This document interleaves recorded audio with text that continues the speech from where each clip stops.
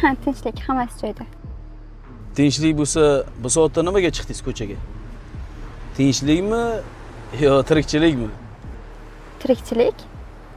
Men söylegan qizlardan emasman. Uyda 2 kishi turishimiz kerak ekan. Biz 3 kishi edik. O'sha uchun uyda egasi men chiqazib narsalarimni ham bermadilar. Uydagilaringizga xabar bermadingizmi? Yarim kechasi biz yo'talib qilib. Dadangizchi? Dadangizga aytmadingizmi? Dadam o'sha o'qishingda o'qisang, menga muammolarim bor deb telefon qilib o'tirma. Men o'sha shaharda tanishim yo'q degandilar. Aytganim bilan foydasi yo'q.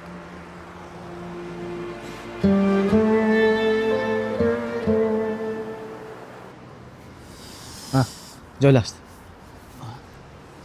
Hop ketdik. Sog' bo'l. Ey. Jinnimisan? Qo'y bor, paytda foydalanay. Bitta o'zi qo'rqadi. Jinnimisan? Yur uyga.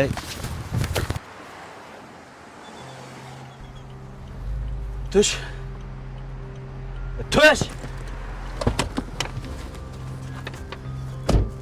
Menga qara. Men tashlab o'zing, обратно. Bobur, ertaga gaplashamiz. Bitta.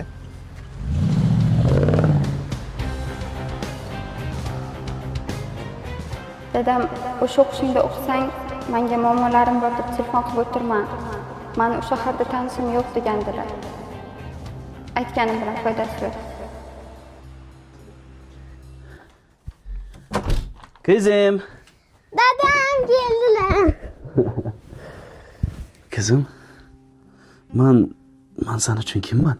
Dadajonim siz. Dada nima degani? Shu dada degani. Yo'q.